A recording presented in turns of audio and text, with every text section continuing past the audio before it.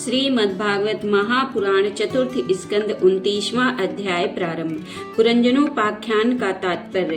राजा प्राचीन बई ने कहा, भगवान मेरी समझ में आपके वचनों का अभिप्राय पूरा नहीं आ रहा है। विवेकी पुरुष ही इनका तात्पर्य समझ सकते हैं, हम कर्म मोहित जीव नहीं। श्री नारद जी ने कहा, राजा पुरंजन नगर का निर्माता जीव है, जो अपने लिए 1, 2, 3, 4 अथवा बहुत पैरों वाला या बिना पैरों का शरीर रूप पुर तैयार कर लेता है। उस जीव का सखा जो अविज्ञात नाम से कहा गया है वह ईश्वर है, क्योंकि किसी भी प्रकार के नाम, गुण अथवा कर्मों से जीवों को उसका पता नहीं चलता। जीव ने जब सुख दुख रूप सभी प्राकृत विषयों को भोगने की इच्छा की, तब उसने दूसरे शरीरों की अपेक्षा 9 द्वार, 2 हाथ, 2 पैरों वाला मानव देह ही पसंद किया।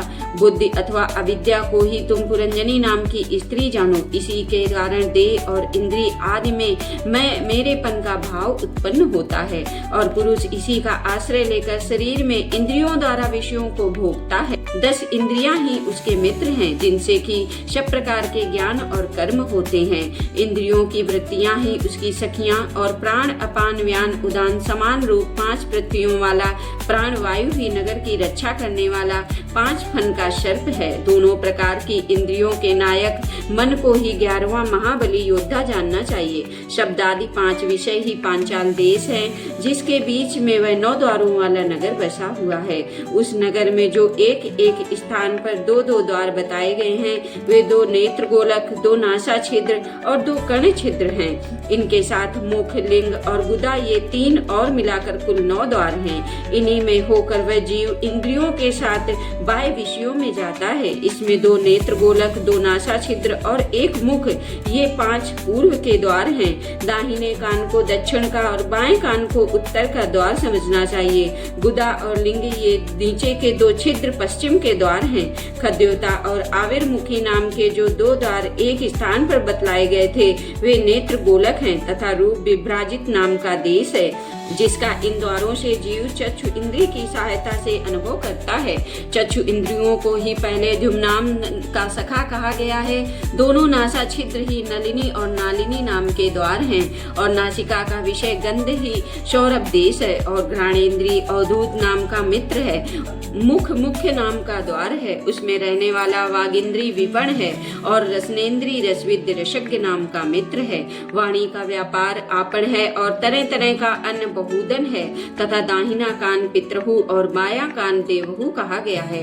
कर्म कांड रूप प्रवृत्ति मार्ग का शास्त्र और उपासना कांड रूप निवृत्ति मार्ग का शास्त्र ही क्रमशः दक्षिण और उत्तर पांचाल देश है।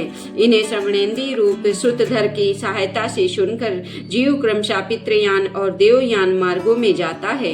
लिंग ही आसुरी नाम का पश्चिमी द्वार है, स्त्री प्रसंग नाम ग्रामक नाम का देश है, और लिंग में रहने वाला उपस्थेन्द्रिय दुर्मद नाम का मित्र है। गुदा निरसृति नाम का पश्चिमी द्वार है। नरक वैशस नाम का देश है, और गुदा में स्थित पायु इंद्रिय लुब्धक नाम का मित्र है। इनके सिवा 2 पुरुष अंधे बताए गए थे, उनका रहस्य भी सुनो। वे हाथ और पांव हैं, इन्हीं की सहायता से जीव क्रमशः सब काम करता है, और जहाँ तहाँ जाता है। हृदय अंतापुर है, उसमें रहने वाला मन ही विभूच विषु चीन नाम का प्रधान सेवक है। जीव उस मन के सत्वादि गुणों के कारण ही प्रसन्नता, हर्ष रूप विकार अथवा मोह को प्राप्त होता है। बुद्धि राजमहिषी पुरंजनी जिस प्रकार स्वप्नावस्था में विकार को प्राप्त होता है और जागृत अवस्था में इंद्रियादि को विकृत करती है, उसके गुणों से लिप्त होकर आत्मा जीव भी उसी रूप में उसकी वृत्तियों का अनुकरण करने को बाध्य होता है। यद्यपि वस्तुतः वह उनका निर्विकार साक्षी मात्र ही है। शरीर ही रथ है, उसमें ज्ञानेन्द्रिय रूप 5 घोड़े जुते हुए हैं। देखने में संवत्सर रूप काल के समान ही उसका अप्रतिहत वेग है। वास्तव में वह गतिहीन है। पाप और पुण्य, ये 2 प्रकार के कर्म ही उसके पहिए हैं। 3 गुण ध्वजा है, 5 बाण डोरियां हैं, मन बागडोर है, बुद्धि सारथी है, हृदय बैठने का स्थान है, सुख दुख आदि द्वंद्व जुए हैं। इंद्रियों के 5 विषय उसमें रखे हुए आयुध हैं, और त्वचा आदि 7 धातुएं उसके आवरण हैं। 5 5 कर्मेंद्रियां, उसकी 5 प्रकार की गति हैं। इस रथ पर चढ़कर रथी रूप यह जीव मृग तृष्णा के समान मिथ्या विषयों की ओर दौड़ता है। 11 इंद्रियां उसकी सेना है तथा 5 ज्ञानेंद्रियों के द्वारा उन इंद्रियों के विषयों को अन्याय पूर्वक ग्रहण करना ही उसका शिकार खेलना है। जिसके द्वारा काल का ज्ञान होता है वह संवत्सर ही चंद्रवेग नामक गंधर्व राज है। उसके अधीन जो 360 गंधर्व बताए गए थे वे दिन हैं और 360 गंधर्वियां रात्रि हैं। ये बारी बारी से चक्कर लगाते हुए मनुष्य की आयु को हरते रहते हैं। वृद्धावस्था ही साक्षात काल कन्या है, उसे कोई भी पुरुष पसंद नहीं करता है। जब मृत्यु रूप यमन राज ने लोक का संहार करने के लिए उसे बहन मानकर स्वीकार कर लिया, आदि मानसिक क्लेश और व्याधि रोगादि शारीरिक कष्ट ही उस यमन राज के पैदल चलने वाले सैनिक हैं तथा प्राणियों को पीड़ा पहुंचाकर शीघ्र ही मृत्यु के मुख में ले जाने वाला शीत और उष्ण 2 प्रकार का ज्वर ही प्रज्वार नाम का उसका भाई है। इस प्रकार ये देहाभिमानी जीव अज्ञान से आच्छादित होकर अपने प्रकार के आदि भौतिक, आध्यात्मिक और आदि दैविक कष्ट भोगता हुआ 100 वर्ष तक मनुष्य शरीर में पड़ा रहता है। वस्तुतः तो वह निर्गुण है, किंतु प्राण, इंद्रिय और मन के धर्मों को अपने में आरोपित कर मैं मेरेपन के अभिमान से बनकर क्षुद्र विषयों का चिंतन करता हुआ तरह तरह के कर्म करता रहता है। यह यद्यप स्वयं प्रकाश है तथापि जब तक सबके परम गुरु आत्मस्वरूप श्री भगवान के स्वरूप को नहीं जानता तब तक प्रकृति के गुणों में ही बंधा रहता है। उन गुणों का अभिमानी होने से वह विवश होकर सात्विक, राजस और तामस कर्म करता है तथा उन कर्मों के अनुसार भिन्न भिन्न योनियों में जन्म लेता है। वह कभी तो सात्विक कर्मों के द्वारा प्रकाश बहुल स्वर्ग आदि लोक प्राप्त करता है, कभी राजसी कर्मों के द्वारा दुख में रजोगुणी लोकों में जाता है जहाँ उसे तरह तरह के कर्मों का क्लेश उठाना पड़ता है, और कभी तमोगुणी कर्मों के द्वारा शोक बहुल तमोमयी और योनियों में जन्म लेता है। इस प्रकार अपने कर्म और गुणों के अनुसार देव योनि, मनुष्य योनि अथवा पशु पक्षी योनि में जन्म लेकर वह अज्ञानांध जीव कभी पुरुष, कभी स्त्री और कभी नपुंसक होता है। जिस प्रकार बेचारा भूख से व्याकुल कुत्ता दर दर भटकता हुआ अपने प्रारब्धानुसार कहीं डंडा खाता है, कहीं भात खाता है, उसी प्रकार ये जीव चित्त में नाना प्रकार की वासनाओं को लेकर ऊंचे नीचे मार्ग से ऊपर नीचे अथवा मध्य के लोकों में भटकता हुआ अपने कर्मानुसार सुख दुख भोगता रहता है। आदि दैविक, आदि भौतिक और आध्यात्मिक इन 3 प्रकार के दुखों में से किसी भी एक से जीव का सर्वथा छुटकारा नहीं हो सकता। यदि कभी वैसा जान पड़ता है तो वह केवल तत्कालिक निवृत्ति ही है। वह ऐसी ही है जैसे कोई सिर पर भारी बोझा ढोकर ले जाने वाला पुरुष उसे कंधे पर रख ले। इसी तरह सभी प्रतिक्रिया दुख निवृत्ति जाननी चाहिए। यदि किसी उपाय से मनुष्य एक प्रकार के दुख से छुट्टी पाता है तो दूसरा दुख आकर उसके सिर पर सवार हो जाता है। शुद्ध हृदय नरेंद्र, जिस प्रकार स्वप्न में होने वाला स्वप्नांतर उस स्वप्न से सर्वथा छूटने का उपाय नहीं है, उसी प्रकार कर्म फल भोग से सर्वथा छूटने का उपाय केवल कर्म नहीं हो सकता, क्योंकि कर्म और कर्म फल भोग दोनों ही अविद्या युक्त होते हैं। जिस प्रकार स्वप्नावस्था में अपने मनोमय लिंग शरीर से विचरने वाले प्राणी को स्वप्न के पदार्थ न होने पर भी भासते हैं, उसी प्रकार ये दृश्य पदार्थ वस्तुता न होने पर भी जब तक अज्ञान निद्रा नहीं टूटती बने ही रहते हैं और जीव को जन्म मरण रूप संसार से मुक्ति नहीं मिलती। अतः इनकी आत्यांतिक निवृत्ति का उपाय एकमात्र आत्मज्ञान ही है। राजन, जिस अविद्या के कारण परमार्थ स्वरूप आत्मा को ये जन्म मरण रूप अनर्थ परंपरा प्राप्त हुई है, उसकी निवृत्ति गुरु स्वरूप श्री हरि में सुदृढ़ भक्ति होने पर हो सकती है। भगवान वासुदेव में एकाग्रता पूर्वक सम्यक क्रिया से किया हुआ भक्ति भाव ज्ञान और वैराग्य का आविर्भाव कर देता है। राजर्षि, यह भक्ति भाव भगवान की कथाओं के आश्रित रहता है, इसलिए जो श्रद्धा पूर्वक उन्हें प्रतिदिन सुनता या पढ़ता है उसे बहुत शीघ्र इसकी प्राप्ति हो जाती है। राजन, जहाँ भगवत गुणों को कहने और सुनने में तत्पर विशुद्ध चित्त व्यक्त जन रहते हैं, उस साधु समाज में सब और महापुरुषों के मुख से निकले हुए श्री मधुसूदन भगवान के चरित्र रूप शुद्ध अमृत की अनेकों नदियां बहती रहती हैं। जो लोग अतर्त चित्त से श्रवण में तत्पर अपने कर्ण कुहरों द्वारा उस अमृत का छक्कर पान करते हैं, उन्हें भूख, प्यास, भय, शोक और मोद आदि का कुछ भी बाधा नहीं पहुंचा सकते। हाय, स्वभावता प्राप्त होने वाले इन क्षुधा पिपाशा आदि विघ्नों से सदा घिरा हुआ जीव समुदाय श्री हरि के कथामृत सिंधु से प्रेम नहीं करता। साक्षात प्रजापतियों के पति ब्रह्मा जी, भगवान शंकर, स्वयंभू, मनु, दक्षादि प्रजापतिगण, शनकादि, नैष्टिक, ब्रह्मचारी, मरीचि, अत्रि, अंगिरा कुले क्रतु भृगु वशिष्ठ और मैं, ये जितने ब्रह्मवादी मुनिगण हैं, समस्त वाग्मय के अधिपत होने पर भी तप, उपासना और समाधि के द्वारा ढूंढ ढूंढ कर हार गए, फिर भी उस सर्वसाक्षी परमेश्वर को आज तक ना देख पाए। वेद भी अत्यंत विस्तृत है, उसका पार पाना हंसी खेल नहीं है। अनेकों महानुभाव उसकी आलोचना करके मंत्रों में बताए हुए वज्रहस्त आदि गुणों से युक्त ब्रह्मादि देवताओं के रूप में भिन्न भिन्न कर्मों के द्वारा यद्यपि उस परमात्मा का ही यजन करते हैं, तथापि उसके स्वरूप को भी वे नहीं जानते। हृदय में बार बार चिंतन किए जाने पर भगवान जिस समय जिस जीव पर कृपा करते हैं, उसी समय वह लौकिक व्यवहार एवं वैदिक कर्म मार्ग की बुद्ध मूल आस्था से छुट्टी पा जाता है। बरहिस्मन, तुम इन कर्मों में परमार्थ बुद्धि मत करो, ये सुनने में ही प्रिय जान पड़ते हैं, परमार्थ का तो स्पर्श भी नहीं करते। ये जो परमार्थवत दीख पड़ते हैं, उनमें केवल अज्ञान ही कारण है। जो मलिन मत कर्मवादी लोग वेद को कर्म परक बताते हैं, वे वास्तव में उसका मर्म नहीं जानते। इसका कारण यही है कि वे अपने स्वरूप भूत लोक आत्म तत्व को नहीं जानते, जहाँ साक्षात श्री जनार्दन भगवान विराजमान है। पूर्व की ओर अग्रभाग वाले कुशाओं से संपूर्ण भूमंडल को आच्छादित करके अनेकों पशुओं का वध करने से तुम बड़े कर्माभिमानी और उद्यत हो गए हो, किंतु वास्तव में तुम्हें कर्म या उपासना किसी के भी रहस्य का पता नहीं है।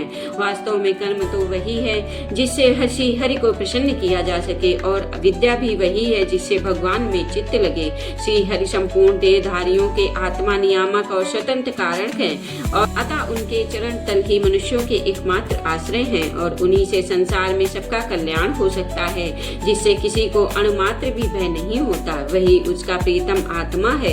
ऐसा जो पुरुष जानता है वही ज्ञानी है, और जो ज्ञानी है वही गुरु एवं साक्षात श्री हरि है। श्री नारद जी कहते हैं, पुरुष श्रेष्ठ, यहाँ तक जो कुछ कहा गया है उससे तुम्हारे प्रश्न का उत्तर हो गया है। अब मैं एक भली भांति निश्चित किया हुआ गुप्त साधन बताता हूँ, ध्यान देकर सुनो। पुष्प वाटिका में अपनी हरिणी के साथ विहार करता हुआ एक हरिण मस्त घूम रहा था।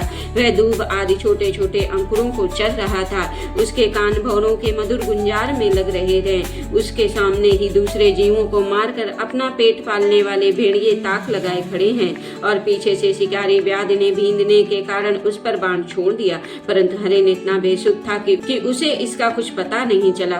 एक बार इस हरिण की दशा पर विचार करो राजन, इस रूपक का आशय सुनो।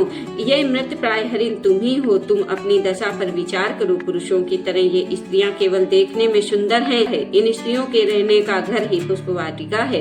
इसमें रहकर तुम पुष्पों के मधु और गंध के समान क्षुद्र सकाम कर्मों के फलस्वरूप जीव और जन्नेन्द्रिय को प्रिय लगने वाले भोजन और स्त्री संग आदि तुच्छ भोगों को ढूंढ रहे हो।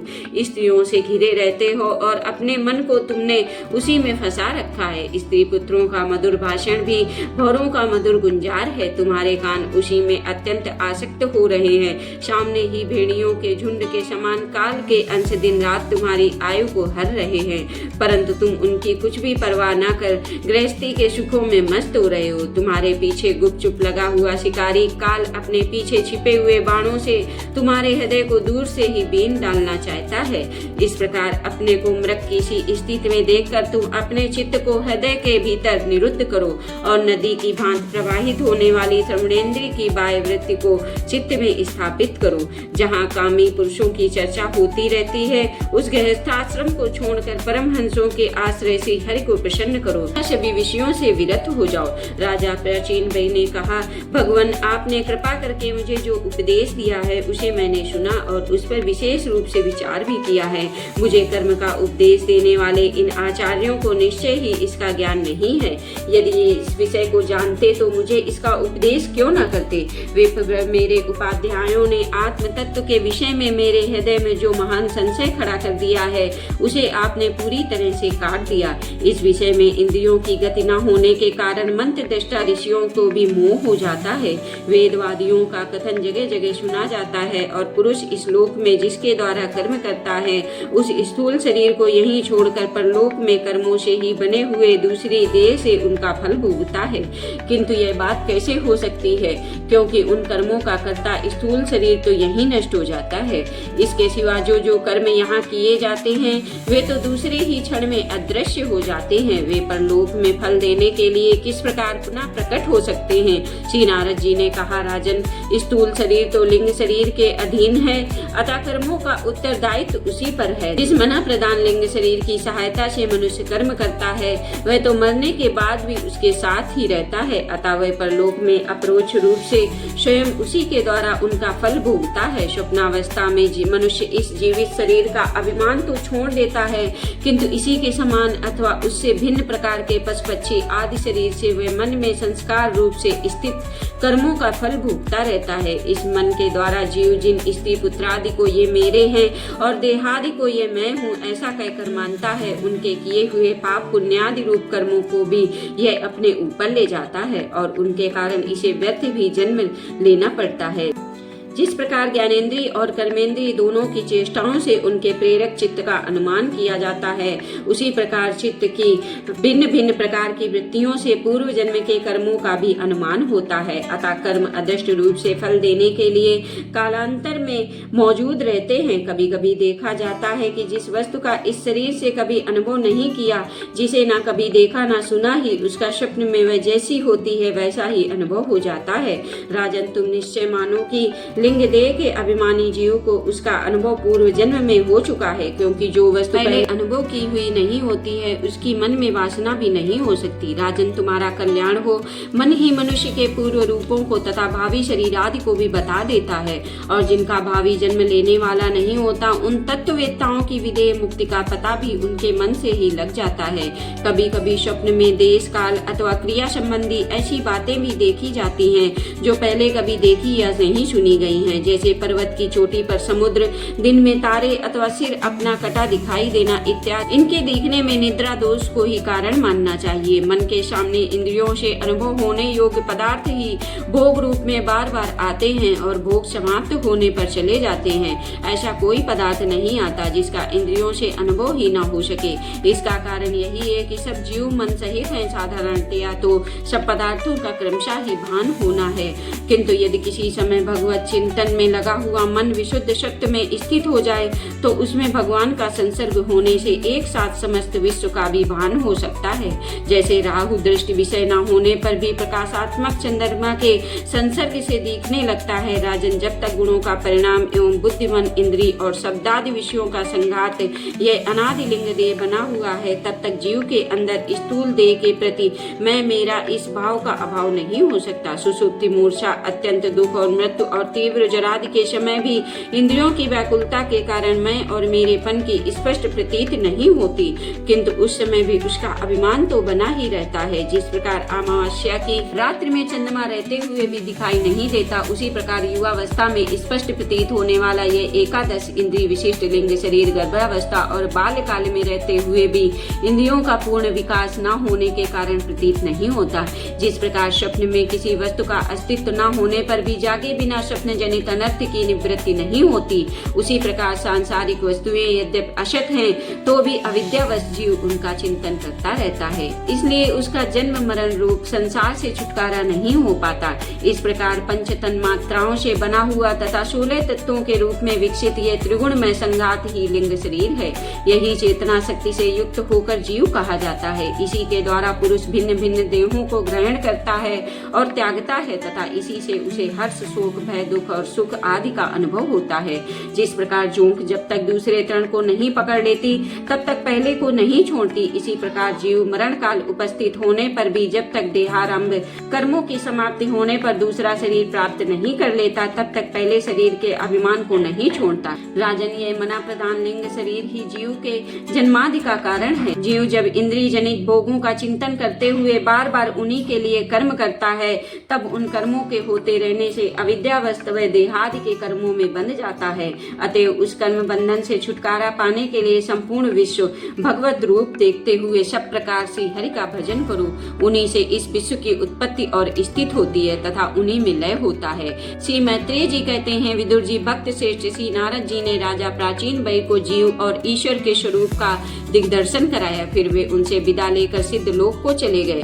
तब राजर्षि प्राचीन बई भी प्रजा पालन का भार अपने पुत्रों को सौंप कर तपस्या करने के लिए कपिलाश्रम को चले गए। वहां उन वीरवर ने समस्त विषयों की आसक्ति छोड़ एकाग्र मन से भक्ति पूर्वक श्री हरि के चरण कमलों का चिंतन करते हुए शारूप्य पद प्राप्त किया। निष्पाप विदुर जी देवर्षि नारद के परोक्ष रूप से कहे हुए इस आत्मज्ञान को जो पुरुष सुनेगा या सुनाएगा वह शीघ्र ही लिंग देह के बंधन से छूट जाएगा। देवर्षि नारद के मुख से निकला हुआ यह आत्मज्ञान भगवान मुकुंद के यश से संबंध होने के कारण लोकी को पवित्र करने वाला, अंतःकरण का शोधक तथा परमात्म पद को प्रकाशित करने वाला है।